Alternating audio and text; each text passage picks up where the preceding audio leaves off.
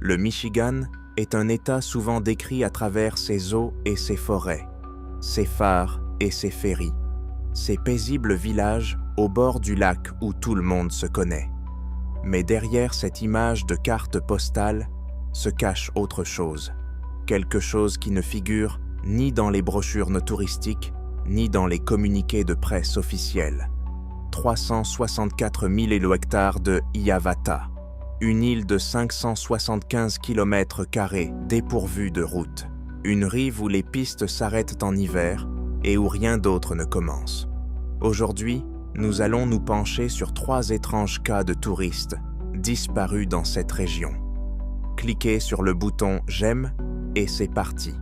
Starla Goings a quitté son domicile situé sur 60 Mile Lake Road à Munising, dans le Michigan, âgée de 65 ans, mesurant 1,63 mètres, cheveux blancs, courts, yeux marrons, caissière de banque, une habitante, une femme que tout le monde connaissait dans la région. Elle est montée dans sa Volkswagen Tiguan orange de 2019 et a pris la route dans la nuit. Personne ne l'a revue depuis. Munising est une petite ville au bord du lac Supérieur qui compte environ 8000 habitants. Ce n'est pas un endroit où les gens disparaissent, c'est un endroit où tout le monde se connaît, où les portes ne sont pas verrouillées, où l'on connaît le nom de son voisin depuis sa naissance. Mais Munising se trouve à la lisière, juste à la lisière de la forêt nationale de Hiawatha, qui s'étend sur 364 000 hectares. Et la forêt se moque bien de savoir si l'on est connu ici ou non. La fille de Starla, Stephanie Goings, vivait loin de là, à Orlando, en Floride, avec son mari, Anthony Owens. Ils parlaient à sa mère tous les 2 ou 3 jours. C'était leur routine. Lorsque les appels ont cessé, quelque chose en eux leur a dit « ce n'était pas seulement du silence ». Le dimanche 17 août, à 18h30, ils ont appelé le bureau du shérif du comté d'Allegheny et ont demandé une vérification de bien-être. C'est ainsi que le compte à rebours a officiellement commencé. Les adjoints sont arrivés à 60 Mile Lake Road. Le mari de Starla, Stephen Goings, était à la maison. Starla n'y était pas. La voiture non plus. Ce qui s'est passé entre minuit vendredi et dimanche soir reste un mystère à ce jour. Alors que la famille restait silencieuse pendant 2 jours, la forêt était silencieuse elle aussi. Ce même jour, le 17 août, vers le crépuscule, les adjoints ont découvert une Volkswagen Tiguan orange. La voiture était garée sur une aire de stationnement en bord de route sur Peninsula Point Road, dans le canton de Munising, à environ 5 km et demi de la maison. Ce n'était pas une clairière. Il n'y avait pas de chemin de terre abandonné. Juste une simple aire de stationnement au bord de la route, à 2 pas de la civilisation. La voiture était là, comme si quelqu'un l'avait soigneusement garée avant de s'en aller. Aucun signe de panne mécanique, aucun signe de lutte, juste une voiture vide, au bord d'une route menant dans les bois. Le lendemain, le 18 août, plusieurs organismes se sont joints aux de recherche. La police d'État du Michigan, le bureau du shérif du comté de Marquette, le département des ressources naturelles du Michigan. Des équipes de recherche se sont enfoncées dans les bois. Des chiens ont été déployés le long de Peninsula Point Road et dans les bois environnants. Des hélicoptères ont ratissé la zone depuis les airs. Des bénévoles de Munising, qui connaissaient de Starla personnellement, se sont joints aux de recherche pour retrouver leur voisine. Starla n'a pas été retrouvée. Les semaines suivantes se sont fondues en une seule et même recherche ininterrompue. Le 6 octobre, 55e jour après sa disparition, le bureau du shérif du comté d'Alger a publié un communiqué officiel. L'enquête se poursuivait et les résultats des analyses médico-légales étaient attendus. Pas un mot sur ce qui avait exactement été envoyé pour analyse. Pas un mot sur des preuves spécifiques, seulement de l'attente. La forêt restait silencieuse et les autorités étaient presque aussi silencieuses. Le 28 octobre, le 76e jour, un événement est venu changer la nature de l'enquête. Le bureau du shérif a annoncé qu'un mandat de perquisition avait été exécuté à la propriété de Stephen Goings sur Peninsula Point Road, le domicile du mari de Starla. Les enquêteurs fouillaient dans la propriété. Pour la première fois publiquement et officiellement, le shérif Brock a déclaré « La disparition de Starla est traitée comme une affaire de personnes disparues dans laquelle un crime violent est un facteur possible. » C'était la première fois en 76 jours que le mot « violence » était prononcé à voix haute. Ce qui a été trouvé exactement lors de la perquisition n'a pas été rapporté. La fille de Starla a réagi brièvement et de manière poignante. « N'arrêtez pas de chercher ma mère. Il est important de s'arrêter ici, car l'affaire Starla Goings peut être interprétée de deux façons, et c'est cette dualité qui la rend unique parmi des centaines d'histoires similaires. La première interprétation est criminelle. Une virée nocturne, une voiture abandonnée à 5 km et demi de la maison. Le mari est donc chez lui. Une perquisition de sa propriété est en cours. Le mot « violence » a été utilisé par les enquêteurs.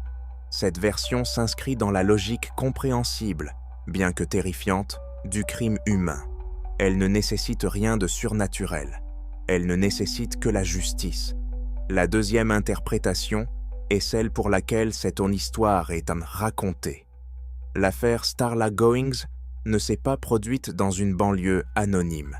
Elle s'est déroulée à Munising, à 2 pas de la forêt nationale de Iatawa. Et cette forêt a sa propre histoire.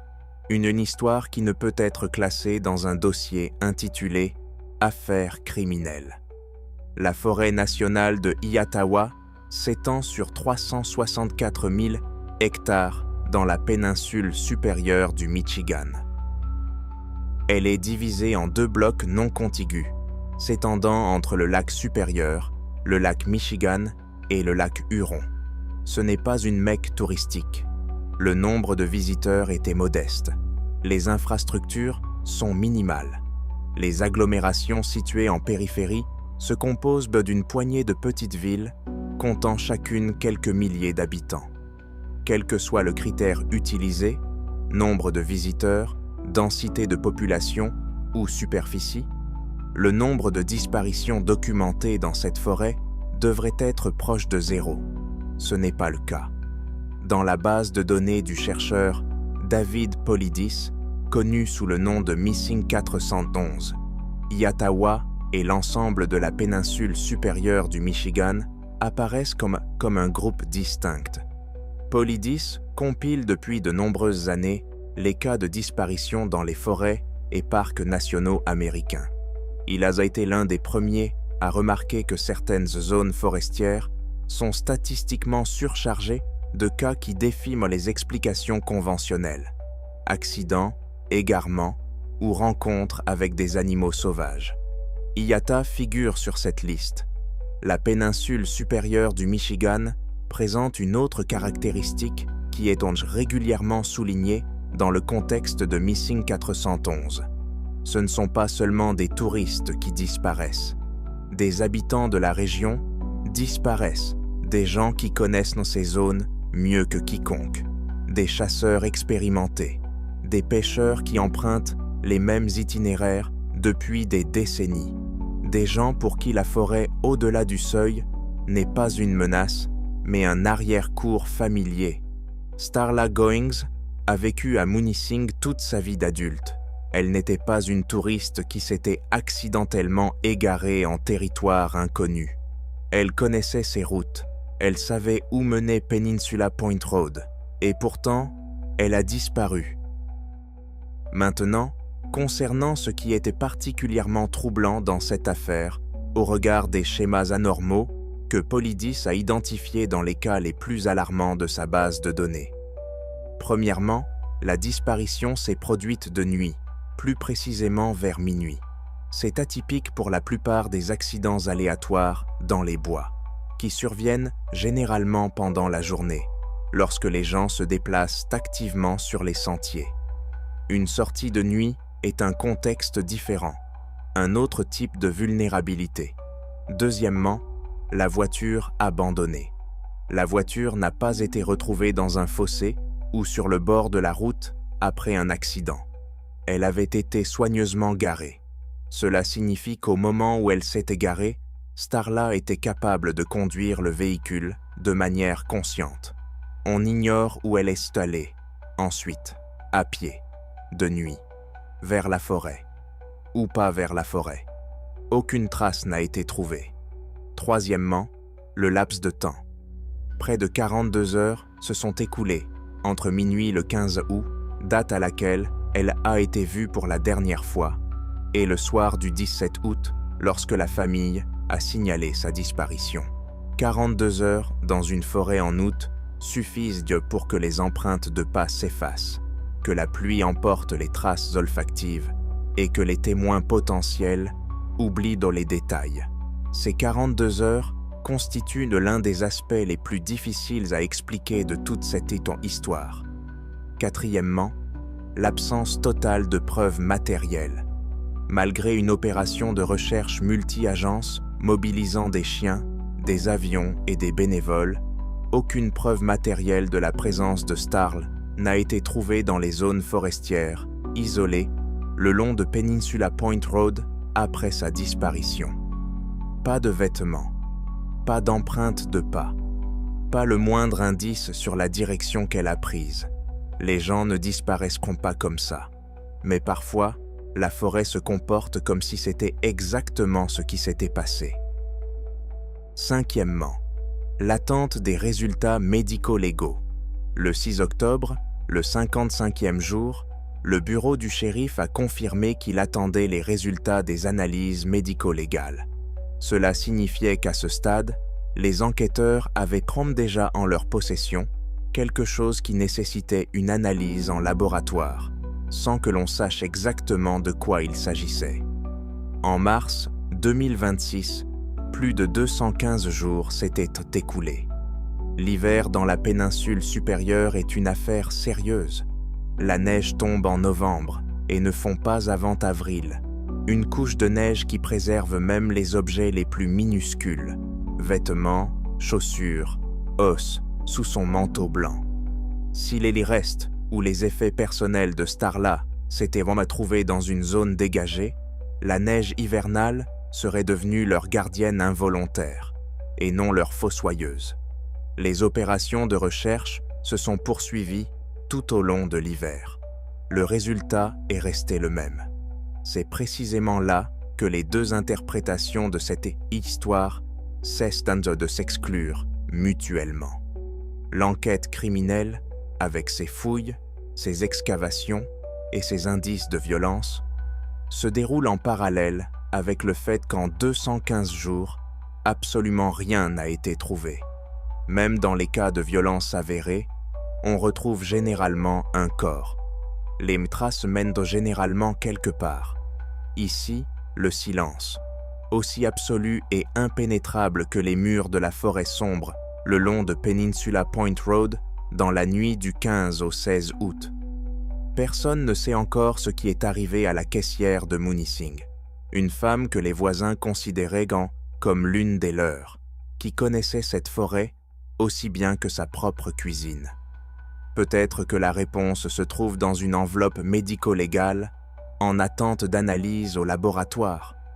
Peut-être que la réponse se trouve quelque part au sein des 900 000 acres qui refusent de révéler leurs secrets.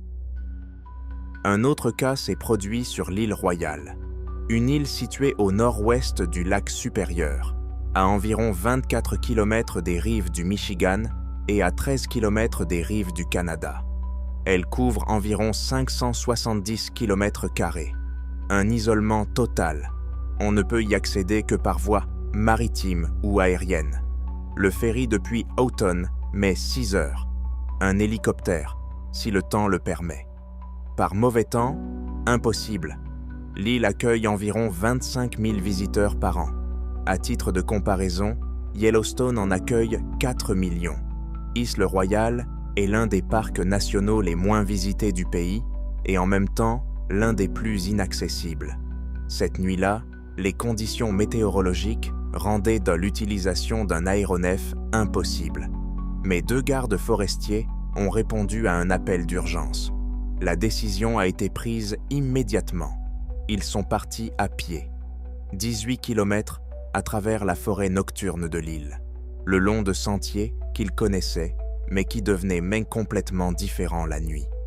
Cela signifie que les informations reçues de par le parc étaient suffisamment graves pour que 2 personnes enfilent leur sac à dos sans hésiter et s'enfoncent dans l'obscurité.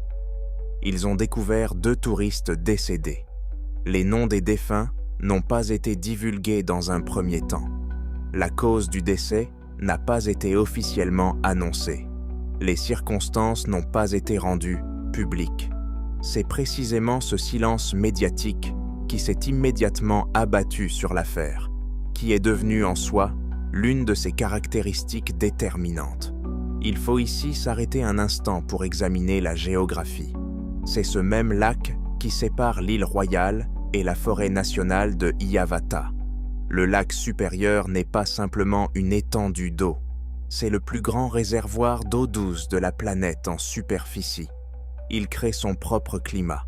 Il absorbe le brouillard si complètement que la visibilité tombe à 0 en quelques minutes. Il ne rend pas ses victimes noyées. La température de l'eau près du fond empêche les corps de remonter à la surface. Les habitants le savent. Les touristes, en règle générale, l'ignorent. Mais l'incident du 9 juin ne s'est pas produit sur l'eau. Il s'est produit dans un camping, sur la terre ferme, dans un endroit où les gens viennent planter leur tente et passer la nuit dans l'une des plus belles zones sauvages du pays. C'est important car cela exclut l'explication la plus évidente liée au lac. Qu'est-ce qui peut tuer 2 touristes en même temps dans un camping isolé sur une île entourée d'eau? Il existe plusieurs théories et aucune n'a été officiellement confirmée par des sources publiques. L'hypothermie est exclue. Le 9 juin marque le début de l'été. Même pour la péninsule supérieure, il ne s'agit pas d'une température critique. Une attaque d'animaux sauvages, des loups et des élans, vivent sur l'île Royale. Pourtant, il n'existe pratiquement aucun cas documenté de touristes tués par des loups dans l'histoire des parcs nationaux américains. L'empoisonnement, possible, mais cela nécessite une confirmation en laboratoire qui n'a jamais été rendue publique. La violence n'est pas à exclure, compte tenu de l'isolement total du lieu. C'est précisément cet isolement qui rend cette affaire unique en termes de défi d'enquête. Quand quelque chose se passe en ville, la police arrive, une ambulance arrive, les caméras filment et les témoins sont interrogés. Quand quelque chose se passe dans un camping sur une île, où les gardes forestiers doivent marcher 18 km de nuit pour s'y rendre, il y a un décalage entre l'événement et l'enquête. Un décalage physique, temporel et médico-légal qu'aucun protocole ne peut combler. Le parc national de l'Île Royale ouvre pour la saison à la mi-avril et ferme à la fin octobre. En dehors de cette période, l'île est pratiquement inhabitée. Seul le personnel hivernal reste sur place pour surveiller la population de loups. Les touristes qui choisissent l'Île Royale sont, en règle générale, des randonneurs expérimentés. Ce n'est pas un endroit pour des balades tranquilles. Ceux qui viennent ici savent ce qu'ils font, ceux qui se sont préparés, ceux qui ont l'équipement, les itinéraires et l'expérience. Et ils sont morts sur un terrain de camping situé à 18 km du poste de garde forestier le plus proche. En mars 2026, aucune conclusion officielle n'avait encore été rendue publique concernant cette affaire. Les noms des victimes ont été révélés plus tard, mais le récit complet des événements n'a jamais été présenté au grand public. Le service des parcs a confirmé les décès. Rien de plus. Que s'est-il réellement passé et pourquoi les autorités gardent-elles le silence? Partagez vos réflexions dans les commentaires. Certaines affaires s'inscrivent dans une logique, même si celle-ci est terrifiante. Un accident, un crime, se perdre, l'hypothermie, la désorientation. Ce sont des explications qui font mal, mais qui laissent l'impression d'un monde compréhensible. Et puis, il y a le cas de Steven Kubacki. Aucune de ces explications ne s'applique à son cas, car il est de revenu. Steven Kubacki était étudiant au Hope College à Holland, dans le Michigan, âgé de 23 ans. Assidu, sérieux. Un homme que ses camarades de classe décrivaient comme fiable et attentionné. Il étudiait la psychologie et la théologie, deux disciplines qui traitent des questions les plus profondes sur la nature humaine. Le destin allait lui porter un coup cruel. La question même de la nature de ce qui lui est arrivé resterait à jamais sans réponse. En janvier 2008, à la périphérie de Holland, sur les rives du lac Michigan, Steven Kubacki est parti se promener. C'était l'hiver. La neige recouvrait le rivage d'un épais manteau. En janvier, le lac Michigan n'est pas un endroit où l'on se promène à la légère. C'est une étendue grise, presque arctique, d'eau et de glace, balayée par un vent d'ouest cinglant. Mais Steven connaissait ces lieux. Il vivait ici. Ses empreintes ont été retrouvées dans la neige. Elles menaient vers l'eau et s'arrêtaient. Elles ne tournaient pas. Elles ne s'écartèrent pas sur le côté. Elles s'interrompaient comme si un homme avait fait un pas et avait cessé d'exister à cet endroit précis. Les recherches ont commencé immédiatement. Ils ont ratissé la rive depuis Hollande, du nord au sud. Ils ont fouillé l'eau aussi minutieusement que possible, compte tenu des conditions hivernales. Les proches ont appelé les hôpitaux. Les amis ont fait le tour de tous les endroits où Steven s'était rendu. Rien. Personne. Aucun effet personnel. Pas la moindre trace au-delà du point où les empreintes de pas dans la neige s'arrêtaient. Il a été officiellement porté disparu. Janvier passa. Février passa. Le printemps fit fondre la neige sur les rives du lac Michigan, et le corps qui était censé apparaître, s'il s'était noyé, s'il était mort de froid, s'il y avait eu un accident, ne fut jamais retrouvé. L'été passa. L'automne arriva. Une année s'écoula. La famille Kubacki vivait dans un état d'incertitude familier à quiconque a perdu un être cher sans explication, incapable de faire son deuil ou d'espérer, juste dans l'attente, sans fin en vue. 13 mois plus tard, en février 2009, Steven Kubacki a été retrouvé. Pas dans le Michigan, à Pittsfield, dans le Massachusetts. C'est à près de 1000 km à l'est de Hollande. Il était vivant. Il était en bonne santé physique. Il se tenait dans la rue, vêtu de vêtements qu'aucun de ses proches ne l'avait jamais vu porter. À côté de lui se trouvait un sac à dos dont il ne pouvait expliquer le contenu, des objets qui ne lui appartenaient même pas et dont il ne se souvenait pas avoir acquis. Il ne savait pas comment il s'était retrouvé dans le Massachusetts. Il ne savait pas où il avait passé les 13 derniers mois. Il ne savait rien, absolument rien, de cette période de sa vie qui avait commencé sur les rives du lac Michigan en janvier 2008 et s'était terminée dans une rue de Pittsfield 13 mois plus tard. 13 mois, complètement effacés. Les examens médicaux n'ont révélé aucune cause organique à cette amnésie. Il n'y avait pas de traumatisme crânien. Il n'y avait pas d'accident vasculaire cérébral. Il n'y avait pas de lésion neurologique pouvant expliquer une perte de mémoire aussi importante. Les psychiatres qui l'ont suivi après son retour ont pesé leurs mots avec prudence. Les conclusions officielles n'ont pas été entièrement divulguées au public. Steven a repris ses études, mais dans une autre université, loin du Michigan. Il a accordé très peu d'interviews, et dans chacune d'elles, il a dû répéter la même chose. Il ne se souvient pas. Il n'esquive pas la question. Il ne cache rien. Il ne se souvient pas. Apparaître vêtu des habits de quelqu'un d'autre, avec les affaires de quelqu'un d'autre. C'est un détail qui semble insignifiant au regard de l'histoire dans son ensemble. Mais c'est l'un des plus troublants. Les vêtements et les affaires, c'est l'identité. Un homme qui ne se souvient pas de 13 mois de sa vie apparaît vêtu de quelque chose qui n'est pas le sien et porte des objets qui ne lui appartiennent pas. Cela signifie que pendant ces 13 mois, quelqu'un ou quelque chose l'a habillé, l'a équipé et ne lui a laissé aucun souvenir de ce processus. Holland se tient sur les rives du lac Michigan, à quelques heures de route, au nord de Yavaata, à quelques heures à l'est de l'île Royale. Ce sont des lieux différents, des forêts différentes, des eaux différentes. Mais les grands lacs ne divisent pas cette région, ils la relient.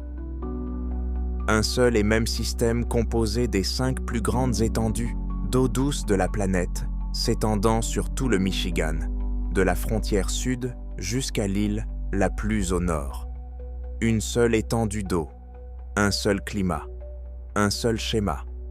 Les incidents mentionnés ici se sont produits à différents endroits de ce système. Starla Goings a disparu à Munising, là où le lac Iata vient lécher les rives du lac supérieur.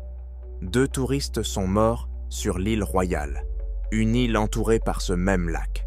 Stephen Kubacki a disparu près de l'eau à Holland. Il était réapparu 13 mois plus tard dans les montagnes d'un autre État, sans aucun souvenir de ce qui s'était passé entre-temps. 3 cas, 3 points sur la carte, pas une seule réponse. C'est précisément là que les statistiques cessent d'être de simples statistiques. Lorsque des anomalies se produisent de plus en plus régulièrement dans une même région, lorsque les recherches se heurtent sans cesse au même mur de silence, lorsque des personnes expérimentées disparaissent sur des itinéraires familiers. Leurs corps ne sont pas retrouvés là où ils auraient dû l'être. Cela cesse d'être une coïncidence. Cela devient une question. Un tapis en peau de vache est plus qu'un simple revêtement de sol. C'est une pièce maîtresse naturelle. Chaque tapis en peau de vache apporte une texture, une profondeur et un caractère unique qui rehaussent instantanément n'importe quelle pièce. Du petit tapis en peau de vache, pour des accents subtils, au grand tapis qui ancrera votre espace, chaque pièce est fabriquée à la main sur commande à partir de véritables peaux de vache authentiques. Il n'y a pas 2 tapis identiques, et c'est exactement le but recherché. Découvrez notre collection de tapis en peau de vache authentiques et trouvez la pièce qui s'intègre parfaitement à votre espace. Conçue pour durer, pensée pour faire de l'effet et fabriquée pour résister au temps. Dans les forêts denses et le long des rives glaciales du lac supérieur, dans le Michigan, se produisent donc des disparitions qui défient toute explication conventionnelle. Des gens s'évanouissent en plein jour, laissant derrière eux des tentes parfaitement démontées, du café chaud dans un thermos et des traces qui s'interrompent brusquement au bord d'une falaise. Parfois, quelqu'un revient, mais ce n'est plus la même personne qu'avant. Aujourd'hui, nous allons examiner 3 des cas les plus étranges où des personnes ont disparu de la réalité au cœur de la nature sauvage américaine. Des cas où ni les chiens de recherche, ni les plongeurs, ni des années d'enquête n'ont permis d'aboutir à quoi que ce soit. Le trajet en voiture entre Ann Arbor et le Pictured Rocks National Lakeshore dure près de 6 heures, si l'on ne s'arrête pas. Brian Makudi et Maggie Warren se sont arrêtés 2 fois, une fois à une station-service près de Flint et la deuxième fois dans un petit café au bord de la route, quelque part au nord de Gaylord, où Brian a mangé 3 pancakes et a déclaré que c'était les meilleurs de sa vie. Maggie se souvint longtemps de ce moment, les 3 pancakes et son sourire satisfait. Elle s'en souvenait parce qu'il n'y avait rien d'autre de spécial ce jour-là. Après le café, il n'y avait plus que la route, les pins le long de l'autoroute, l'odeur du lac et le camping au bord de la falaise. Ils avaient peut-être 21 et 22 ans. Ils sortaient ensemble depuis 8 mois. Brian étudiait la biologie, Maggie, l'histoire de l'art. Le voyage était son idée. Elle avait lu des articles sur les falaises de grès multicolores de Pictured Rocks et avait déclaré qu'un artiste qui n'avait jamais vu cet endroit ne pouvait pas se qualifier d'artiste. Brian avait immédiatement approuvé. Il était généralement d'accord avec elle sans difficulté, comme le faisaient remarquer tous leurs amis communs. Ils se sont enregistrés au poste des gardes forestiers à l'entrée du parc samedi après-midi. Le garde forestier de service, un homme âgé nommé Dwayne Hartley, a déclaré plus tard aux enquêteurs que le couple était joyeux, bien équipé et manifestement habitué à la randonnée. Brian a demandé quels étaient les meilleurs points de vue au coucher du soleil. Dwayne lui a indiqué un endroit sur la carte près de Chapel Rock, un point d'accès à une falaise surplombant le lac supérieur, à environ 5 km le long du sentier Chapel Loop Trail. C'est là que les rochers s'illuminent de rouge et d'orange lorsque le soleil se couche sur l'eau. Ils ont payé pour une nuit, reçu un permis pour le camping de Chapel Beach, puis se sont mis en route sur le sentier en direction du lac. L'endroit qu'ils ont choisi se trouvait légèrement en retrait du camping officiel de Chapel Beach, un peu plus près du bord, là où la falaise de grès plongeait dans l'eau. Ce n'était pas une infraction au règlement. Pourtant, les gardes forestiers ont noté plus tard dans leur rapport que la tente avait été montée à 9 mètres de la limite de la zone recommandée. Ils ont monté la tente en fin de journée, juste à temps pour le coucher du soleil. Le coucher de soleil ce jour-là était vraiment exceptionnel. Plusieurs autres touristes à Chapel Beach photographiaient également les falaises. 2 d'entre eux ont témoigné plus tard. Ils avaient vu un couple installer son campement plus près de la falaise et n'avaient rien remarqué d'inhabituel. Une fois la nuit tombée, des randonneurs d'un campement voisin, situé à 200 mètres, ont entendu des rires et des voix douces, manifestement celles de Brian et Maggie. Rien d'autre, pas de cris, pas d'autre bruit. L'air au-dessus du lac supérieur était froid, même en ce début d'automne. La température cette nuit-là est tombée à 7 degrés Celsius, tout à fait typique de cette région. Des touristes de Détroit, la famille de Brady, composée d'un mari, d'une femme et de 2 enfants, passaient près de leur campement tôt le dimanche matin, en route vers Chapel Falls. Le père de famille, Ken Brady, a d'abord remarqué l'odeur. Pas de fumée, pas de nourriture, mais quelque chose de métallique, comme l'odeur après un orage. Puis, il a vu la tente. Il a déclaré aux enquêteurs « J'ai tout de suite senti que quelque chose n'allait pas. La tente tenait debout, mais la paroi arrière était... Je n'ai pas tout de suite compris exactement ce qui n'allait pas. Puis j'ai compris. Elle avait été déchirée. La déchirure s'étendait horizontalement sur toute la paroi arrière. Environ 1,20 mètres de long, droite et régulière. Le tissu était celui d'un équipement de camping de haute qualité. Il ne se déchire pas comme ça. Les bords de la déchirure étaient tournés vers l'extérieur. C'était le détail clé dont tout le monde a parlé par la suite. Les enquêteurs, les biologistes et les gens ordinaires qui ont lu des articles sur l'affaire. Les bords étaient tournés vers l'extérieur. Quoi qu'il ait causé cette déchirure, cela s'est déplacé de l'intérieur vers l'extérieur. Ken Brady s'approcha prudemment de la tente et souleva le rabat de l'entrée.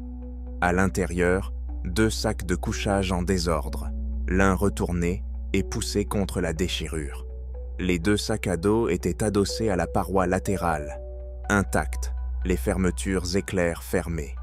Des vêtements, de la nourriture dans un récipient et une gamelle. Tout l'équipement était là. Personne en vue.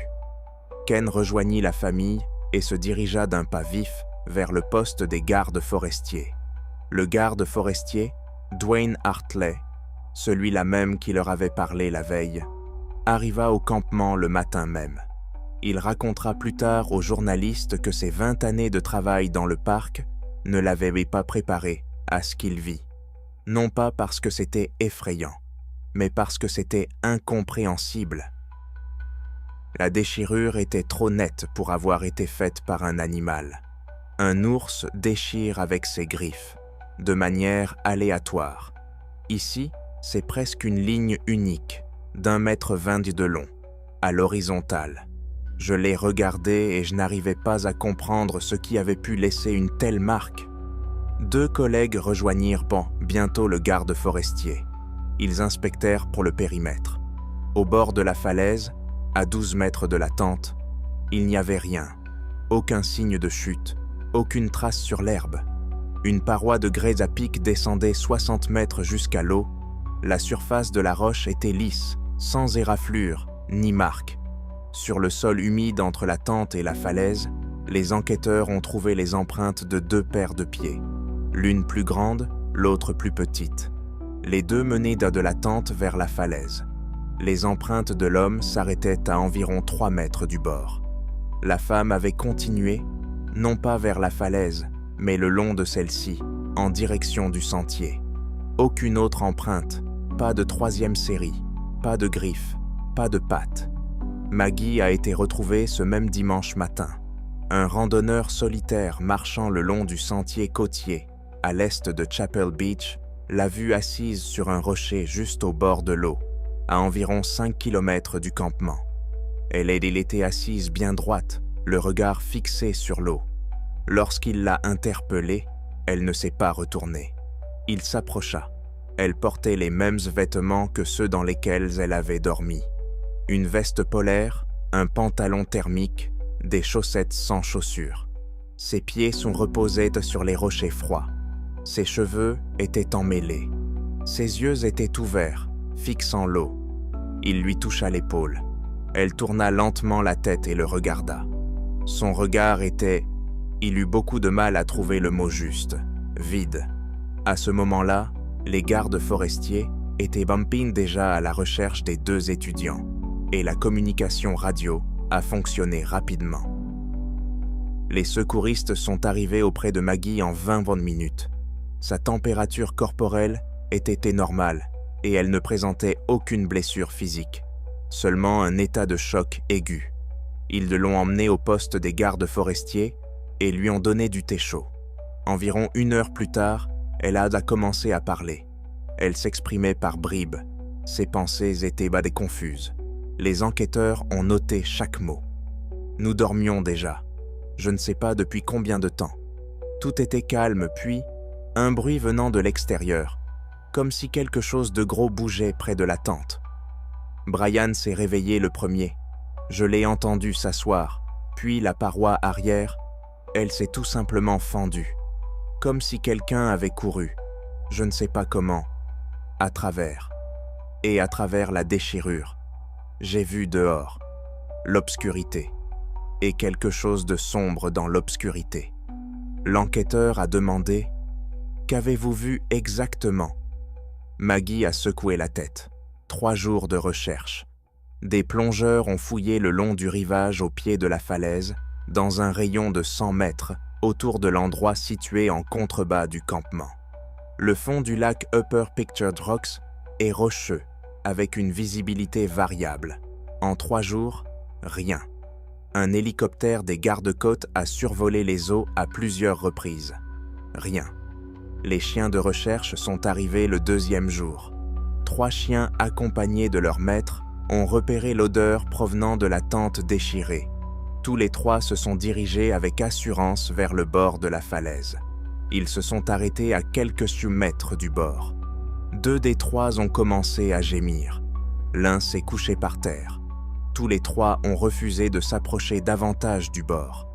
Le maître du chien de tête, un homme ayant 17 ans d'expérience en recherche et sauvetage, a déclaré aux enquêteurs « Ils peuvent sentir la piste jusqu'au bord. Au-delà, la piste s'interrompt. Mais ils ne mènent pas vers l'eau. Ils mènent jusqu'au bord et s'arrêtent. Cela signifie que la piste s'arrête juste là. Pas en contrebas, pas dans l'eau, juste là. Le 3e jour, les recherches ont été officiellement suspendues. Les parents de Brian McCuddy sont venus récupérer son sac à dos 1 semaine plus tard.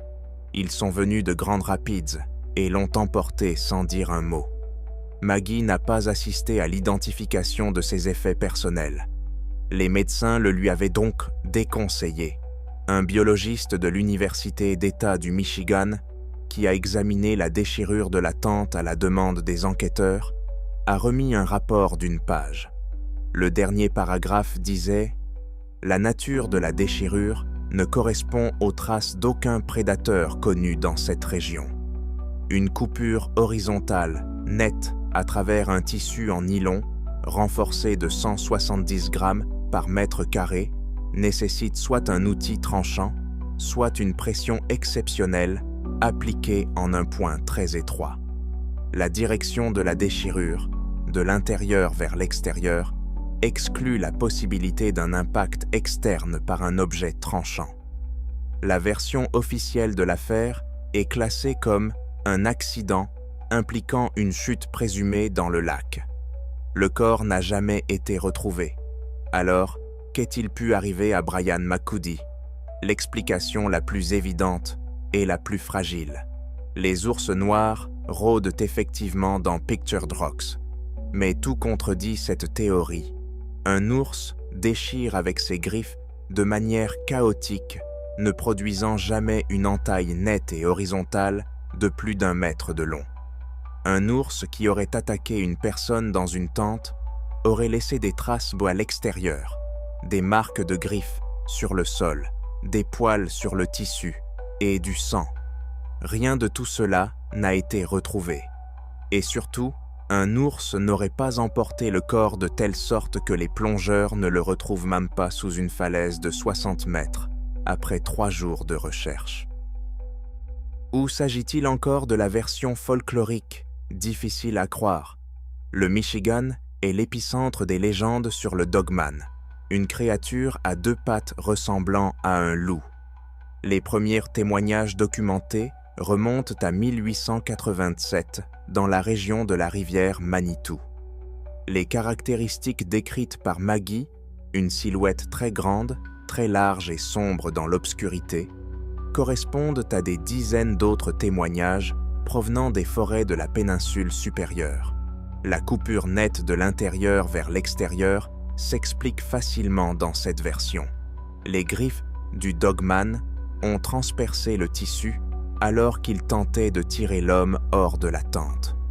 Les chiens de recherche ont refusé de s'approcher du bord de la falaise, une réaction classique à l'odeur d'un prédateur qu'ils craignent instinctivement plus que n'importe quelle autre bête qu'ils connaissent. Laissez un commentaire ci-dessous.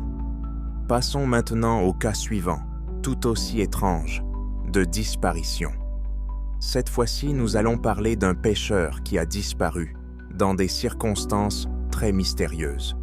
Leroy Hunter était le genre de personne que les habitants d'une petite ville qualifient généralement de « type fiable ». Il était toujours à l'heure, tenait parole et menait une vie tranquille et stable. Personne ne s'attendait à ce qu'il disparaisse un jour sans laisser de traces. Leroy avait travaillé pendant 31 ans comme mécanicien dans un garage à la périphérie de Sault Ste. Marie, une petite ville située à l'extrême nord du Michigan, là où l'État est presque à la frontière avec le Canada. Il n'était jamais en retard, ne prenait jamais de congé maladie supplémentaire, ne changeait jamais de marque d'huile moteur et n'avait jamais, en 22 ans, manqué son voyage de juillet à la rivière Taquamenon. La rivière Taquamenon fait partie de ces cours d'eau difficiles à décrire à quelqu'un qui n'y était jamais allé. Son eau était brun foncé, presque ambrée, à cause des tanins qui s'écoulent dans des tourbières le long des berges. Par temps ensoleillés, elle ressemble à du thé liquide.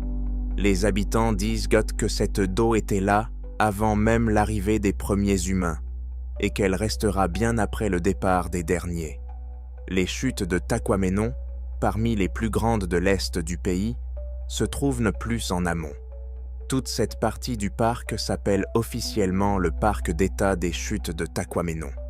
Cependant, le roi se rendait toujours en voiture vers la partie inférieure de la rivière, où c'est calme et où, selon ses propres mots, les poissons se croient en sécurité.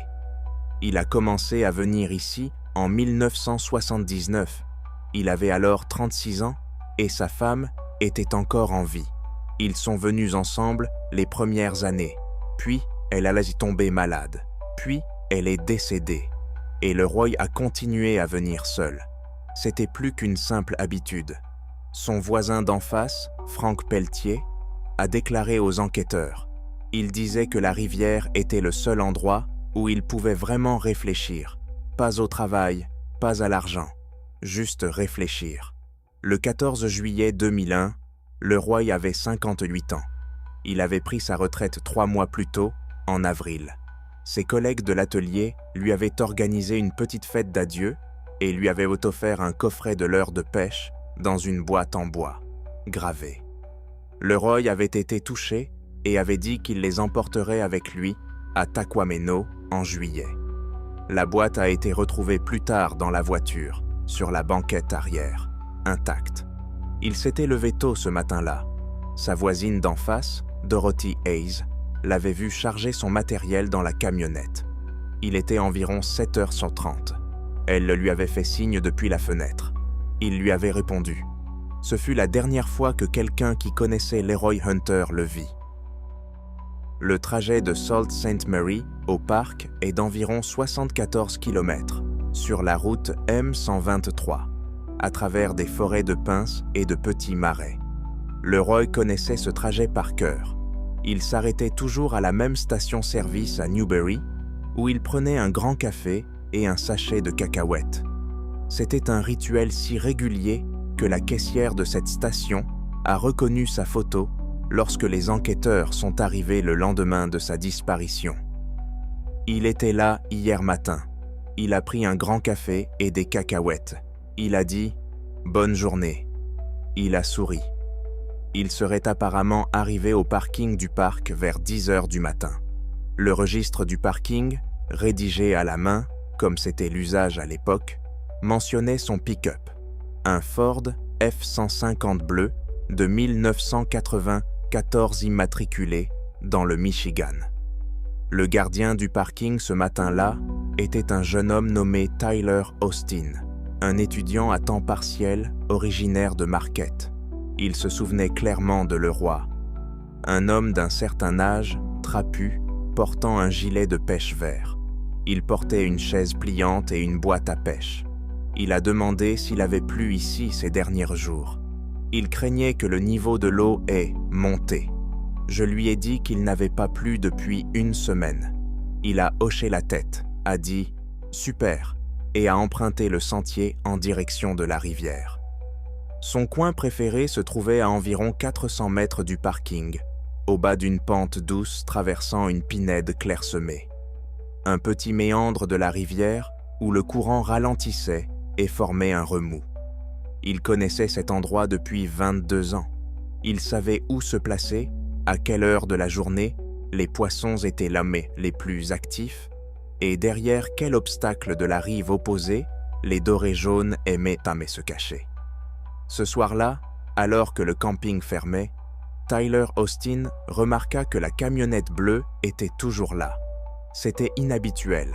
Le Roy rentrait toujours avant la tombée de la nuit, et la plupart des pêcheurs suivaient donc cette règle. Tyler attendit encore une demi-heure, puis appela la police. Un agent de patrouille arriva 20 minutes plus tard. Il descendit le sentier menant à la rivière, une lampe de poche à la main. Il trouva rapidement l'endroit. Une chaise pliante était posée juste au bord de l'eau. Une canne à pêche gisait à proximité, et la ligne s'étirait dans l'eau sombre. Sur la boîte à pêche posée à côté de la chaise se trouvaient 2 sandwichs emballés dans du papier d'aluminium et un thermos. L'agent prit le thermos. Il dévissa le bouchon. Le café était tiède. C'était un petit détail que les enquêteurs qualifièrent plus tard de « chose la plus inexplicable de toute l'affaire ». Le thermos était plein. Les rats n'en avaient pas bu une seule gorgée. Et il était tiède, ce qui signifiait qu'il n'avait pas été versé depuis très longtemps. Un bon thermos conserve sa température pendant 8 à 10 heures, mais le café refroidit plus vite si le thermos a été ouvert. Celui-ci n'avait pas été ouvert. Les enquêteurs ont tenté de déterminer exactement quand le café avait été versé. Il s'est toutefois avéré impossible de le préciser à plus de quelques heures près. Sur la berge humide, ces empreintes. Des empreintes nettes de bottes de pêche aux semelles caractéristiques. Les empreintes menaient jusqu'à l'endroit près de la chaise et s'arrêtaient là. 2 empreintes devant la chaise, parallèles, comme si quelqu'un s'y tenait debout, regardant l'eau et réfléchissant. Rien d'autre. Aucune trace menant de la chaise vers les bois, aucune trace vers l'eau. 2 empreintes, et rien d'autre. Les plongeurs ont commencé leur travail le lendemain matin. La rivière Taquameno est peu profonde à cet endroit, 2 mètres au maximum, et relativement claire malgré sa couleur. La visibilité était d'environ 2,50 m. Ils ont fouillé le lit de la rivière sur 1 km en amont et 1 km en aval. Rien. Personne. Pas de vêtements. Pas de matériel. Le lit de la rivière était propre, comme si personne n'était jamais tombé à l'eau à cet endroit. Les chiens de recherche ont repéré l'odeur depuis le campement, le long du sentier en direction de la rivière. La direction qu'il avait prise. Ils les ont menés jusqu'à l'endroit près de la chaise. Ils se sont arrêtés. Un chien a reniflé la chaise, reniflé la boîte à pêche, reniflé la berge autour des empreintes. Puis, il a levé la tête et s'est mis à gémir. L'autre chien s'est éloigné de quelques pas de l'eau et s'est couché. Le maître chien a essayé de les diriger le long de la berge dans les 2 directions. Aucun des 2 n'a bougé. Ils perdent mis la piste juste là, près de la chaise, a déclaré le guide aux enquêteurs. Il est venu ici, et il n'est allé nulle part ailleurs, mais il n'est pas là. C'est tout ce que je peux vous dire. Les recherches se sont poursuivies pendant 4 jours. 78 bénévoles, gardes forestiers et pompiers de Newberry ont ratissé les bois dans un rayon de 5 km autour de la rivière. Ils ont fouillé chaque marécage de la région. Ils ont fait venir un bateau équipé d'un sonar et ont balayé la rivière sur plusieurs kilomètres dans les 2 directions. Le 5e jour, les recherches ont été officiellement suspendues. La fille de Leroy, Karen Hunter Burch, est arrivée de Grand Rapids le 2e jour après sa disparition. Elle a déclaré aux journalistes du journal local « Papa connaissait cette rivière mieux que sa propre cour. Il n'aurait pas pu tomber à l'eau et se noyer sans que personne ne s'en aperçoive. C'était un homme fort et en bonne santé. Son dernier examen médical remontait à 3 mois. Tout était normal. Elle a engagé un détective privé de Marquette. Il a passé 2 mois sur le terrain et a rapporté qu'il n'avait rien trouvé de nouveau. Après avoir récupéré la camionnette et ses affaires, Karen a demandé au garde forestier Hartley, qui travaillait dans le parc depuis 12 ans, de répondre honnêtement à une question. Elle le lui a demandé « Que lui est-il arrivé ?» Hartley est resté silencieux un instant, puis a répondu « Je ne sais pas, et c'est ce qui m'inquiète le plus. En 12 ans, j'ai toujours eu une explication. Un ours, l'eau, une crise cardiaque.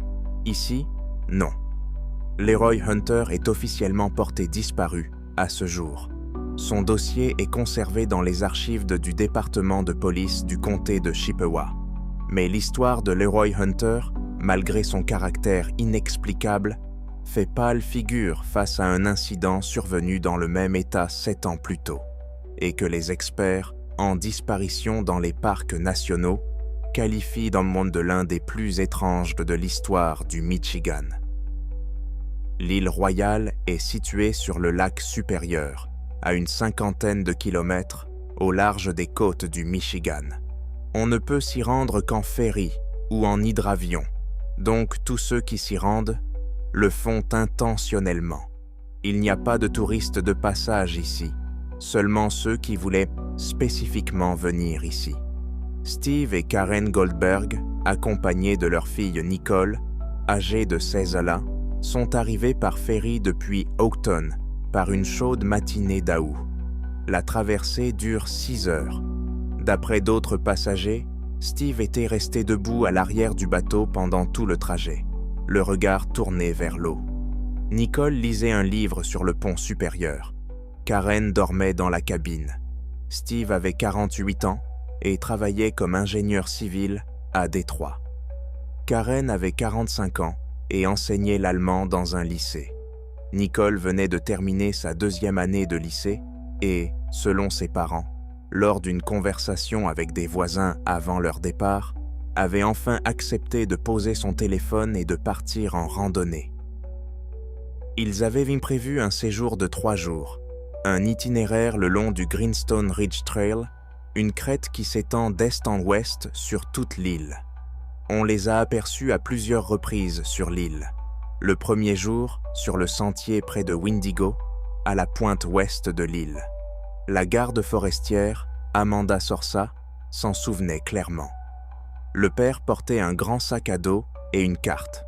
La mère racontait une histoire. La fille marchait légèrement en retrait, des écouteurs aux oreilles, mais ceux-ci pendaient autour de son cou. Elle ne les écoutait pas, elle les tenait simplement. Une famille ordinaire lors d'une randonnée estivale ordinaire. 2e jour, près du lac Siskiwit, au centre de l'île.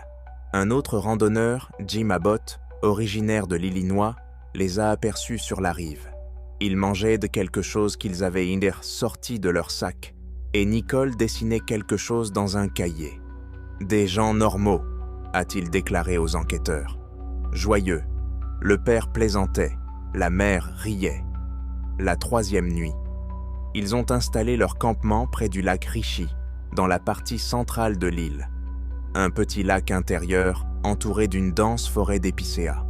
Les gardes forestiers de l'Isle Royale connaissent bien cet endroit. Il est un peu à l'écart des sentiers principaux, calme, magnifique. Les touristes s'y arrêteront mais rarement. Il faut connaître le chemin. Le ferry pour le continent partait à 9h le 4e matin.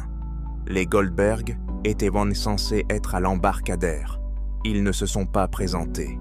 La garde forestière, Amanda Sorsa, celle-là même qui les avait vus le premier jour, a attendu jusqu'à la dernière minute. Ils n'ont pas retardé le ferry. Il est départi sans la famille. Sorsa a attrapé sa radio et s'est mise en route le long du sentier. Elle a trouvé le campement près du lac Richie, après 2 heures de marche. 3 tentes s'y trouvaient, des sacs de couchage à l'intérieur, dans 2 des 3, soigneusement enroulés, dans la 3e, étalés. Des sacs à dos près des entrées des tentes, de la nourriture dans un sac suspendu à un arbre, conformément aux règles du parc, afin que les ours ne puissent pas y accéder. Un réchaud à gaz sur un rocher, une casserole à proximité, propre, lavée. Sur un rocher plat au centre du campement, 3 téléphones y étaient soigneusement alignés. À côté d'eux, un GPS et un appareil photo. Tous les appareils étaient éteints. À côté des appareils, 3 paires de bottes, les pointes tournées vers l'intérieur, soigneusement rangées. Amanda Sorsa resta debout à observer la scène pendant quelques secondes, puis appela des renforts par radio. Le sol autour du campement était humide. Une pluie fine était tombée pendant la nuit. Un sol meuble qui conserve clairement les empreintes de pas. Les enquêteurs arrivés plus tard examinèrent minutieusement tout le périmètre du campement. Les empreintes de bottes des Goldberg se trouvaient à l'intérieur du campement, menant aux tentes, aux rochers où se trouvaient leurs affaires, à l'arbre où était la nourriture. Toutes les empreintes se trouvaient à l'intérieur. Pas une seule empreinte ne menait hors du campement. Ce détail apparaît en italique dans le rapport de la scène de crime, ce qui est atypique pour des documents officiels. Un enquêteur du département du comté a expliqué plus tard lors d'une interview « J'ai souligné cela car c'est physiquement impossible. 3 personnes ne peuvent pas quitter le camp sans laisser d'empreinte sur un sol meuble après la pluie. Ce n'est pas une opinion, c'est de la physique. » Les recherches sur l'île ont commencé immédiatement. Isle Royale est une île isolée d'une superficie d'environ 200 miles carrés. Il n'y a nulle part où naviguer, nulle part où voler. des vedettes de la garde côtière patrouillaient le long du rivage. Un hélicoptère a survolé la partie centrale de l'île. 2 paires de chiens de recherche ont été amenés le lendemain par un vol spécial. Les 2 paires de chiens ont repéré une odeur à l'intérieur du camp. Elles ont toutes 2 dépassé le périmètre dans la même direction, vers le nord, en direction de la rive du lac Ritchie. Elles ont atteint la rive. Une chienne a pataugé dans l'eau jusqu'aux chevilles et s'est figée. Puis elle s'est tournée vers son maître. L'autre chien s'est mis à gémir. Tous 2 ont refusé d'aller plus loin. Le 3e jour, alors que les recherches avaient déjà couvert près d'1 tiers de l'île, l'un des gardes forestiers a trouvé Nicole. Elle était assise sur un rocher sur la rive nord de l'île, juste au bord de l'eau, à 18 km du camp à vol d'oiseau. Pieds nus, vêtue des habits dans lesquels elle avait apparemment dormi, un pantalon en polaire et un t-shirt. Elle regardait le lac Verkny. Le garde forestier l'interpella. Elle se retourna. Elle fut transportée par hélicoptère vers un hôpital sur le continent. Déshydratation modérée, écorchures aux jambes. La déshydratation correspondait à une journée sans eau, pas à 3 jours. Les médecins notèrent dans son dossier « L'état physique ne correspond pas à une absence de nourriture et d'eau pendant 3 jours. » Nicole ne se souvenait pas de ces 3 jours. Elle se souvenait s'être endormie dans la tente. Elle se souvenait qu'il s'était fait jour pendant la nuit. Non pas progressivement, comme à l'aube, mais brusquement, comme si quelqu'un avait allumé une lumière. Et c'était tout. Son souvenir suivant était celui d'un rocher sur la rive, de l'eau devant elle, et d'un garde forestier qui l'appelait par son nom. Le psychologue qui l'a suivi pendant plusieurs mois, après l'incident, a noté un fragment qui a refait surface environ 3 semaines plus tard. Pas un souvenir, plutôt une image qu'elle avait vue plusieurs fois dans ses rêves. Elle l'a décrite ainsi. Une lumière au-dessus du camp, ronde. Pas la lune. La lune a l'air différente. Une lumière blanche et froide. Et le silence, si profond qu'on n'entend rien. Absolument rien. Pas même le bruissement des arbres. Le psychologue a consigné cela, mais ne l'a pas inclus dans le rapport officiel. Cela aurait pu être un rêve, induit par le stress, a-t-il écrit dans une correspondance privée avec un collègue, qui s'est retrouvé plus tard dans le dossier de l'affaire. Et il a ajouté une phrase qui a ensuite été citée par toutes les personnes impliquées dans l'affaire. Bien que je ne puisse expliquer les faits physiques d'aucune autre manière. Steve et Karen Goldberg n'ont jamais été retrouvés. Une vaste opération de recherche, mobilisant des hélicoptères et des plongeurs, s'est poursuivie pendant près d'1 mois. Ils ont ratissé toute l'île, inspecté le littoral et dragué plusieurs zones près de l'île. Rien. Nicole Goldberg est aujourd'hui une femme adulte. Elle n'a jamais parlé publiquement de ce qui s'est passé. Le dossier de ses parents reste officiellement ouvert dans les archives du Parc national de l'Île Royale et du département de police du comté de Quito. Les rapports officiels font état d'accidents, mais plus on se penche sur ces affaires, plus cela devient évident. Il manque ici quelque chose de très important, quelque chose qui fait gémir les chiens de recherche et les pousse à refuser d'aller plus loin, quelque chose qui coupe les traces en plein milieu de nulle part. Que se passe-t-il réellement dans les forêts et le long des rives du lac supérieur? Une coïncidence? Des prédateurs? Ou quelque chose pour lequel nous n'avons toujours pas de nom? Si ces histoires vous ont fait réfléchir, aimez cette vidéo et partagez-la avec vos amis. Abonnez-vous à la chaîne et activez les notifications. Il y a encore beaucoup d'autres disparitions inexpliquées à venir que la science officielle préfère ignorer. Écrivez dans les commentaires laquelle de ces 3 histoires vous a paru la plus étrange et pourquoi. Connaissez-vous des cas similaires dans votre région? Merci d'avoir regardé. Soyez prudents la prochaine fois que vous vous retrouverez loin de toute présence humaine.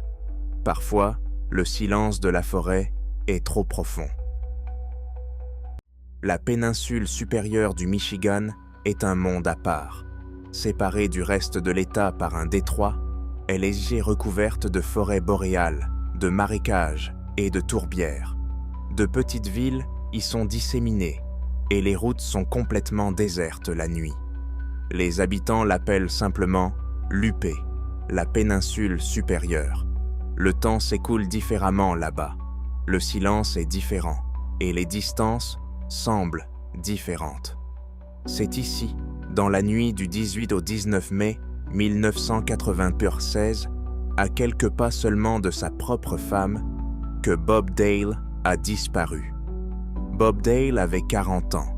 Lui et sa femme, Christy, rentraient de chez eux en voiture après une réception de mariage en soirée. C'était l'une de ces soirées de fin mai où il fait encore froid.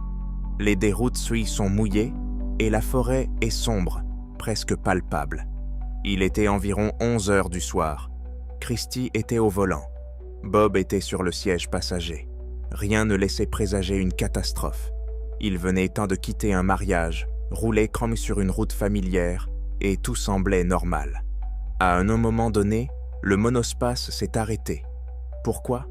Personne ne le sait. Peut-être que Bob se sentait mal. Peut-être qu'il a demandé à s'arrêter.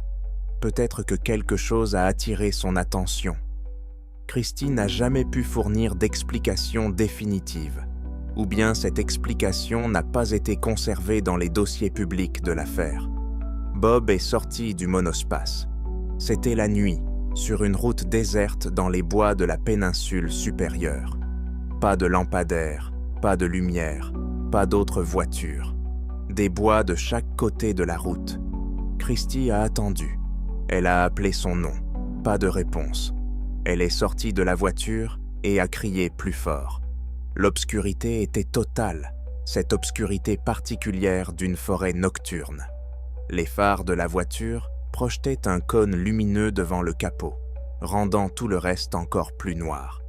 Pas de bruit, pas de mouvement, pas de réponse. Bob n'a pas répondu. Il n'est pas revenu sur la route, il n'a donné aucun signe, il avait tout simplement disparu. Ce qui rend la disparition de Bob Dale exceptionnelle, c'est sa proximité physique avec un témoin.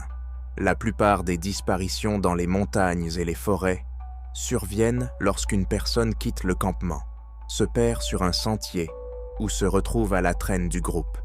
Il y a toujours une distance et un décalage temporel entre le dernier contact et le lieu de la disparition. Pas ici. Christy était dans la voiture. Bob en était sorti. Elle a commencé à l'appeler quelques minutes plus tard. S'il était tombé, avait perdu connaissance ou avait été blessé, elle aurait entendu le bruit de la chute. S'il s'était enfoncé dans les bois, le long de la route, elle aurait entendu des pas. Si quelque chose s'était passé sur la route, elle était juste là. Mais rien. Christy a rapidement trouvé un téléphone et a appelé à l'aide. Les équipes de recherche et les chiens se sont mis au travail cette nuit-là, ou tôt le matin. Le terrain de la péninsule supérieure était difficile à fouiller. Les marécages et les tourbières couvrent une grande partie des plaines entre les forêts. En mai, après la fonte des neiges, le sol est saturé d'eau. Les marécages ne retiennent pas les odeurs. L'eau disperse les traces olfactives. Et le sol tourbeux dégage une odeur puissante qui domine celle des humains. Les chiens de recherche, l'un des outils les plus fiables dans ce genre d'opération, se sont révélés impuissants. Ils n'ont détecté aucune odeur à l'endroit où le minibus s'était arrêté. Passer la forêt au peigne fin sur un terrain marécageux est un travail physiquement épuisant. Il est impossible de marcher en ligne droite lorsqu'il y a des sables mouvants ou de l'eau stagnante tous les quelques 2 mètres. La zone est vaste et le personnel est insuffisant. Les recherches se sont poursuivies, ont été étendues, puis restreintes. On n'a rien trouvé. Près de 30 ans plus tard, aucune trace de Bob Dale n'a refait surface. Ni corps, ni vêtements, ni effets personnels, ni documents. Malgré les progrès de la criminalistique, ADN, base de données numériques, imagerie satellite, l'affaire reste non résolue. Cela signifie l'une des deux choses suivantes. Soit le corps se trouve dans un endroit que les recherches n'ont jamais atteint, peut-être au fond d'un des marécages. L'environnement tourbeux préserve la matière organique pendant des siècles, mais rend en même temps les recherches en surface inutiles. Soit il s'est passé autre chose cette nuit-là. Les marécages de tourbe préservent les objets pendant des millénaires. Les archéologues y trouvent de la matière organique ancienne. Si Bob était tombé dans un marécage juste à côté de la route pendant la nuit, son corps aurait pu être rapidement et complètement englouti par la tourbe. Cette explication d'une simplicité brutale reste physiquement plausible. Pourquoi a-t-il quitté la route? Qu'est-ce qui l'a attiré hors de la voiture dans la forêt nocturne? Pourquoi n'a-t-il pas répondu à Christy? S'il en était capable, une crise cardiaque soudaine, un AVC, une crise d'épilepsie. Si Bob a perdu connaissance instantanément, après avoir fait seulement quelques pas depuis la voiture, il aurait pu tomber dans l'obscurité, sur le bord de la route. Christy ne l'a pas vu dans la nuit. Le corps est tombé dans le sol marécageux, au bord de la route, et, avec le temps, s'est enfoncé dans la tourbe. Les chiens de recherche sont arrivés rapidement, alors que l'odeur était encore fraîche. Un corps près de la route aurait dû être retrouvé. Les marécages n'engloutissent pas les corps en quelques heures. La désorientation pourrait-elle être un facteur? Si Bob avait bu lors du mariage, l'alcool combiné à l'air froid de la nuit aurait pu provoquer une grave désorientation. Il est sorti, a fait quelques pas dans la mauvaise direction et s'est perdu dans l'obscurité à quelques mètres seulement de la voiture. La forêt est plongée dans le noir. Sans source de lumière, une personne perd instantanément ses repères. Il aurait pu se diriger dans la direction opposée à la voix de Christy, pensant se diriger vers elle. Mais les chiens auraient jamais dû trouver la trace. Un scénario criminel est-il possible? Une troisième voiture. Quelqu'un s'est arrêté ou se tenait déjà sur la route. Bob s'est sorti pour une raison liée à cette voiture, ou y a été contraint. L'incident s'est produit rapidement, dans l'obscurité, pendant que Christy était dans le minibus. Le corps a été emporté. Cela pourrait expliquer le silence et l'absence de traces. Mais aucune autre voiture, aucun témoin, ni aucun mobile n'ont été identifiés. La version la plus prosaïque et en même temps la plus terrifiante. Bob est sorti, a fait quelques pas dans l'obscurité, n'a pas vu le bord de la tourbière et est tombé dedans. Les tourbières de la péninsule supérieure peuvent avoir des bords escarpés et invisibles. Une personne met le pied dans l'eau et coule rapidement, surtout si elle se cogne la tête et perd connaissance en tombant. L'eau de tourbière étouffe les sons.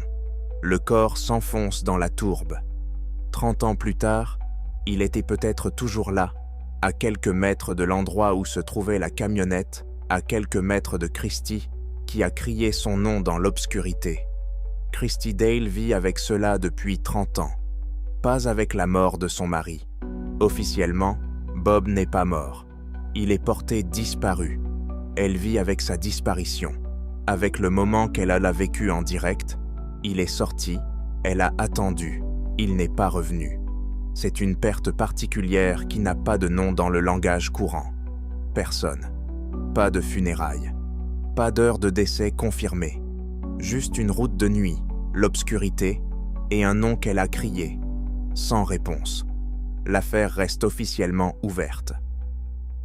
La police du comté suit de temps à autre de nouvelles pistes. Parfois, quelque chose refait surface des marécages de la péninsule supérieure. Des objets, des restes. À chaque fois, ils vérifient si cela a un lien avec Bob. Jusqu'à présent, non. Un autre incident s'est produit le 1er novembre 1998. 5 chasseurs sont arrivés dans la région de Silver Creek, à une vingtaine de kilomètres du village de Newberry. Ils fréquentaient cette forêt depuis de nombreuses années. Adam Harper, 44 ans, et Nathaniel Cox, 47 ans, faisaient partie du groupe. des hommes expérimentés qui connaissaient d'abord cette partie de la forêt aussi bien que le quartier autour de chez eux. Le matin du 1er novembre, Adam et Nathaniel se sont mis en route vers leur secteur. Ils avaient convenu de revenir au campement dans la soirée.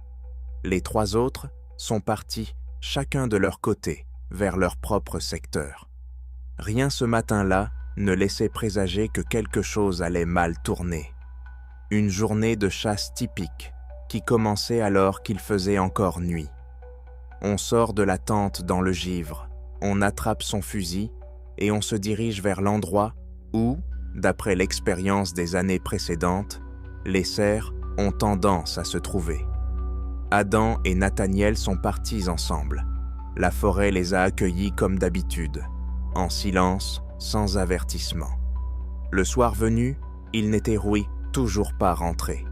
Les 3 chasseurs restants ne s'inquiétèrent pas tout de suite. Tout peut arriver dans les bois. Ils avaient peut-être pris du retard, trouvé une piste ou décidé d'attendre à l'abri. Quand la nuit fut complètement tombée et qu'aucun d'eux ne s'était manifesté, l'inquiétude commença à grandir, mais il était difficile d'agir avant le matin.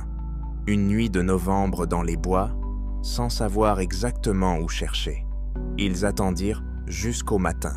Le lendemain, les 3 autres ont quitté le campement et ont marché une 20aine de kilomètres jusqu'à Newberry. Il n'y avait aucun moyen de transport au campement. Ils ont signalé leur disparition. Des équipes de secours se sont rapidement mobilisées. Lorsque les sauveteurs ont atteint le campement, puis la zone où Adam et Nathaniel s'étaient rendus, ils ont découvert quelque chose qui a transformé une opération de recherche classique en toute autre chose. Les 2 sacs à dos étaient posés contre un arbre, à l'orée d'une petite clairière. Ils étaient soigneusement appuyés contre l'arbre, comme on poserait ses affaires lors d'une pause. À côté des sacs à dos, 2 fusils appuyés contre le même arbre. Devant les sacs à dos, alignés, se trouvaient 2 paires de bottes de chasse en caoutchouc.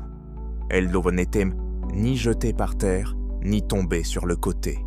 Elles se tenaient debout, les pointes vers l'avant, comme si leur propriétaire venait de les retirer et s'était éloigné un instant. Dans la neige devant l'arbre, des empreintes de pieds nus de 2 personnes. Les empreintes s'éloignaient dans des directions différentes, comme si chaque homme avait marché pieds nus dans la neige, échangé un regard, puis était parti sans explication ni revenir chercher ses affaires. La température ce jour-là était d'environ -2 degrés Celsius, soit environ 28 degrés Fahrenheit. De la neige au sol, un sol gelé. Marcher pieds nus dans les bois par une telle température est plus qu'inconfortable. Dans des circonstances normales, cela provoquerait des engelures aux pieds en quelques minutes. Les chasseurs expérimentés, qui s'aventuraient dans ces bois depuis des décennies, savaient ce que signifiait un gel de novembre dans la péninsule supérieure. Ils avaient équipé leurs bottes spécialement pour chasser dans de telles conditions. Les chiens de pistage ont repéré l'odeur près de l'arbre.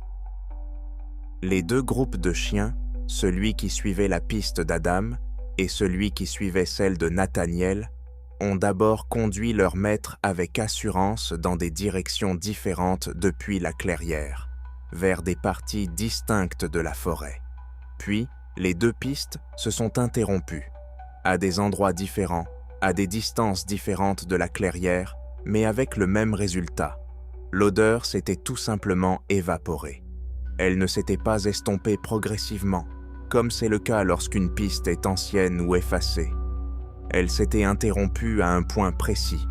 Les sauveteurs ont ratissé la forêt dans un rayon de plusieurs kilomètres, autour de la clairière pendant plusieurs jours.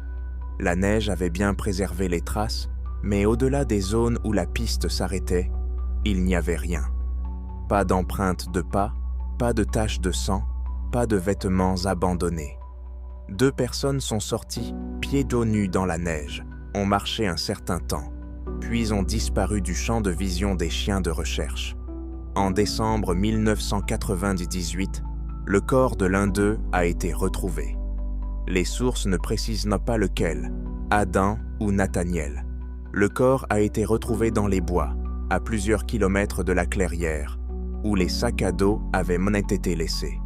Les détails de la découverte dans les archives publiques sont maigres. Un corps, l'hiver, une forêt. La cause du décès était l'hypothermie, ce qui n'est pas surprenant compte tenu des circonstances. Marcher pieds moulés nus par une température de -2 degrés. On ignore si le corps a été retrouvé dans la même direction que celle où menait la piste de l'homme depuis la clairière. Le deuxième chasseur n'a jamais été retrouvé, ni en décembre, ni par la suite. Ni son corps, ni le fusil qu'il avait laissé près de l'arbre, ni aucune trace de sa présence dans la forêt, à part les empreintes de pieds nus qui s'enfonçaient dans les bois. Il est officiellement porté disparu. Cette affaire a soulevé des questions qui n'ont pas reçu de réponse publique. Pourquoi 2 chasseurs expérimentés ont-ils retiré leurs bottes et leur sac à dos près d'un arbre précis, dans une clairière précise? Que s'est-il passé dans cette clairière? Ils l'ont fait simultanément, ensemble. Il s'agissait d'une action coordonnée, et non du résultat de circonstances indépendantes et aléatoires. 2 personnes, debout côte à côte, ont retiré leurs chaussures et leur équipement, et sont parties, chacune de leur côté, dans le froid de novembre, sans armes, sans nourriture, sans bottes. La théorie d'un incident médical, expliquant le déshabillage paradoxal par l'hypothermie, ne s'applique que partiellement dans ce cas. Le stade final de l'hypothermie sévère provoque en effet un comportement connu sous le nom de déshabillage paradoxal. Une personne éprouve une fausse sensation de chaleur et arrache ses vêtements. Mais cela se produit de manière chaotique, dans un état de confusion, lorsque la coordination est altérée. Les bottes ne sont pas soigneusement pliées devant le sac à dos. Ce ne sont pas 2 personnes agissant de concert. Elles ne se sont pas séparées. Pour qu'une hypothermie sévère se développe, provoquant un déshabillage paradoxal, il faut du temps et des conditions particulières. Le 1er novembre, selon les relevés météorologiques, il faisait environ -2 degrés dans la région de Newberry. Adam et Nathaniel ont quitté le campement le matin, entièrement équipés pour la chasse et adaptés aux 2 conditions. L'hypothermie met des heures à atteindre son stade final à de telles températures. Et seulement si une personne s'est mouillée, est immobilisée ou a perdu son équipement au préalable. Leur sac à dos contenant des vêtements de rechange et du matériel se trouvait de près de la clairière. Ils n'avaient même pas été dans l'eau, n'étaient pas tombés dans la rivière et n'avaient perdu aucun de leurs effets personnels. Ils sont arrivés à la clairière en bonnes conditions et quelque chose s'est produit là-bas. Les marais de Silver Creek, le même terrain marécageux que dans l'affaire de Bob Dale, 2 ans plus tôt, à quelques dizaines de kilomètres de là. La péninsule supérieure du Michigan, avec ses tourbières, ses marécages et ses forêts anciennes, apparaît de manière disproportionnée dans la base de données des affaires de disparition de Missing 411 par rapport à sa population et à sa taille. David Polidis, qui a étudié les schémas des disparitions en montagne et en forêt, a identifié plusieurs caractéristiques des cas s'écartant du schéma standard des accidents. Du matériel abandonné, des chiens de recherche perdant la piste à un endroit précis, des corps ou des restes retrouvés à des endroits qui défient toute logique de déplacement, ou des corps ou des restes qui n'ont jamais été retrouvés. L'affaire Harper et Cox réunit tous ces éléments, auxquels s'ajoute un détail rare, même dans les cas les plus inhabituels. 2 personnes disparues en même temps, près du même arbre, à la suite d'un acte synchronisé et irrationnel. La clairière près de Silver Creek est l'un de ces endroits qui restent gravés dans la mémoire, même des années de plus tard, pour ceux qui ont participé aux recherches. 2 sacs à dos, 2 fusils, 2 paires de bottes et des traces de pieds nus dans la neige, partant dans des directions différentes, là où la forêt les a d'abord accueillis, puis n'en a rendu qu'un seul. 19 juin 1983. 10h30. Alpena est une petite ville du nord-est du Michigan, sur les rives du lac Huron, entourée de forêts, de champs et de routes de campagne. C'était une matinée de juin ordinaire, chaude et ensoleillée. Au sud-ouest de la ville, sur l'allée menant à une maison de campagne, Kimberly Lazo, âgée de 2 ans, jouait. Ses parents étaient à proximité. Il est important de comprendre cela dès le début, car c'est précisément ce qui transforme la disparition de Kimberly d'une tragédie, dont il existe malheureusement de nombreuses, en quelque chose qui défie toute explication logique. Ses parents étaient à proximité, pas dans la maison, pas derrière une porte fermée, pas à l'autre bout de la propriété, à proximité. L'enfant était bien en vue, puis elle a disparu. Un enfant de 2 ans est physiquement incapable de se déplacer rapidement. La vitesse maximale d'un enfant de 2 ans est une course chancelante qu'un adulte peut rattraper à pied. La distance qu'un enfant de 2 ans peut parcourir pendant le temps qu'il faut à un adulte pour détourner le regard pendant quelques secondes ou quelques minutes est de quelques dizaines de mètres. Pas des miles, pas des kilomètres, quelques dizaines de mètres. Les environs de la maison étaient sans et dégagés. Un terrain rural, une cour bien éclairée, un espace ouvert où une petite silhouette vêtue de vêtements d'été aux couleurs vives est visible de loin. Ce n'est pas une forêt dense où un enfant pourrait se cacher derrière des arbres. C'est un endroit où il est physiquement difficile de se perdre. Kimberly a disparu en un instant, sans un bruit, sans laisser de traces. Les recherches ont commencé en quelques minutes, pas en quelques heures, ni le lendemain, mais en quelques minutes. La zone a été ratissée avec l'efficacité rendue possible par la proximité entre le lieu de la disparition et le début des recherches. Ils ont ratissé les environs, inspecté les fossés, les buissons et tout endroit où un petit enfant aurait pu se cacher ou tomber. Ils ont fait appel aux voisins, puis aux services officiels. Ils ont élargi le périmètre de recherche en cercle concentrique, à partir du point de disparition. Rien. David Polides, ancien enquêteur de la police du comté de Los Angeles, qui a compilé des milliers de cas de disparition dans les zones sauvages et reculées d'Amérique du Nord, identifie plusieurs caractéristiques qui font d'un cas un cas atypique. Une disparition dans des circonstances où elle est physiquement impossible ou extrêmement improbable. Une absence totale de traces, pas de corps, pas de vêtements, pas d'odeur pour les chiens de recherche. Les témoins qui se trouvaient à proximité au moment de la disparition n'ont rien vu ni entendu. Les enfants de moins de 6 ans, une catégorie distincte et particulièrement alarmante dans sa base de données, car leur disparition présente toutes ces caractéristiques avec une fréquence disproportionnée. Kimberly Lazo est un cas classique de cette catégorie. Une enfant de 2 ans a disparu dans une zone dégagée et facilement visible, sous les yeux de ses parents, à 10h30 un matin de juin. Ni en hiver, ni la nuit, ni dans les bois, ni dans les montagnes. Le matin, en été, dans la cour d'une maison rurale où un adulte peut tout voir. Plus de 40 ans se sont écoulés. Rien n'a été retrouvé, ni corps, ni vêtements, ni le moindre objet appartenant à Kimberly. À une époque où la science médico-légale permet d'identifier des restes à partir de fragments d'ADN, où les images satellites capturent le terrain avec une précision au mètre près, et où les bases de données sur les personnes disparues mettent en commun des informations à l'échelle nationale, l'affaire reste complètement vide. Aucune piste, aucun indice, aucune explication. L'affaire Kimberly Lazo se distingue même parmi les autres cas de Missing 411, car elle exclut d'emblée la plupart des scénarios rationnels.